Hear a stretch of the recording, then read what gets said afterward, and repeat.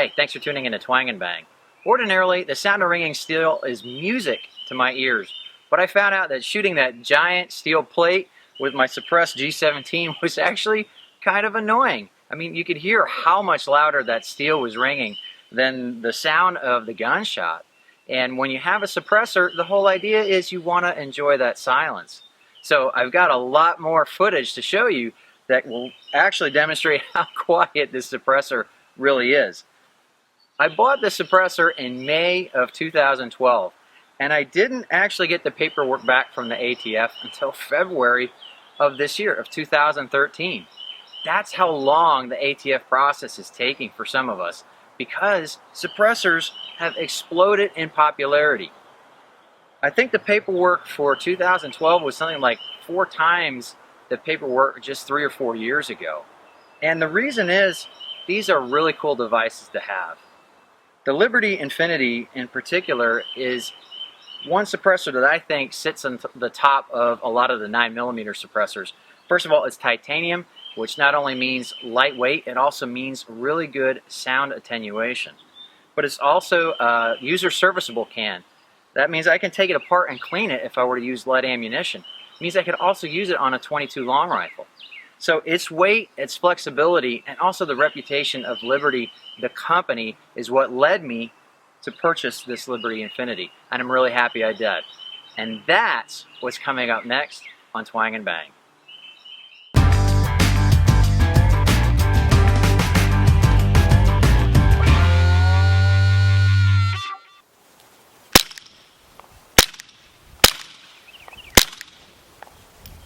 That's the staple gun sound that I've come to expect from this Liberty Infiniti. It boasts a whopping 38 decibels of sound reduction with 9mm subsonic ammunition. Most suppressors are around 30. Part of how it works is its volume. It is a long 8 inches for the suppressor body itself, and the diameter is 1.375 inches.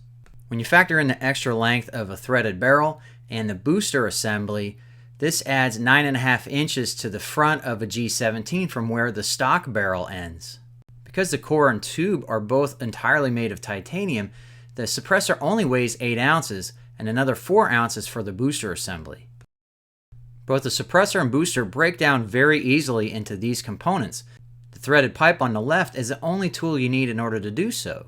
It's often said that you should clean your suppressor as often as you clean your car muffler, but if you're shooting lead bullets or you're shooting the can wet with either water or some other ablative, you want to be able to take it apart to clean it. The titanium monocore is what makes the Infiniti an Infiniti. Every single one of those ridges, folds, and spaces is there with the purpose to slow down the expanding gases, changing sound into heat.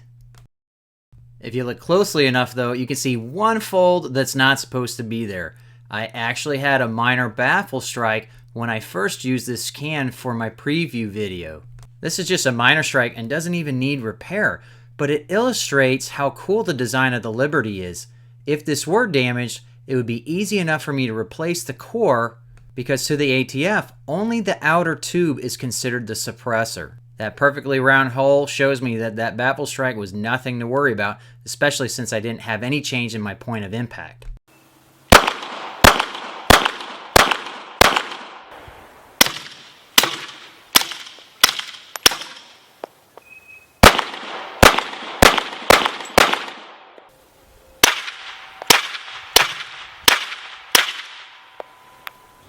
Even though it's lightweight, the Infiniti still has extra mass on the end of a barrel, and it does affect your follow-up shots. You'll see what I mean here.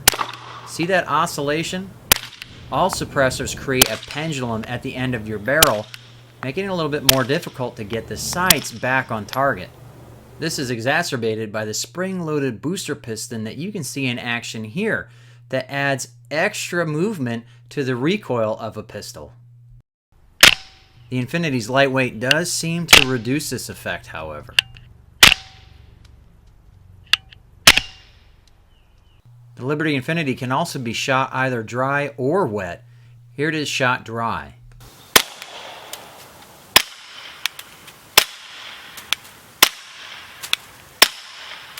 As you heard, it did have a noticeable first round pop, but it wasn't too loud. And here it is shot with some wire pulling gel as an ablative.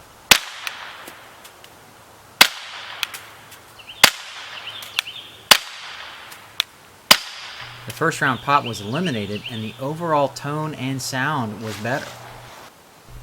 Shooting with wire pulling gel gives me the perfect excuse to show you how easy this is to clean. You just unscrew the booster and this stainless steel retaining ring. That gives you access to the inside of the monocore. You just screw in that threaded pipe and that's your tool for popping the monocore out of the outer sleeve. And it's done. And I just leave it on that pipe while I clean it. You can see all of that ablative is still on there. This video only shows what this suppressor can do in a 9mm application and on a pistol.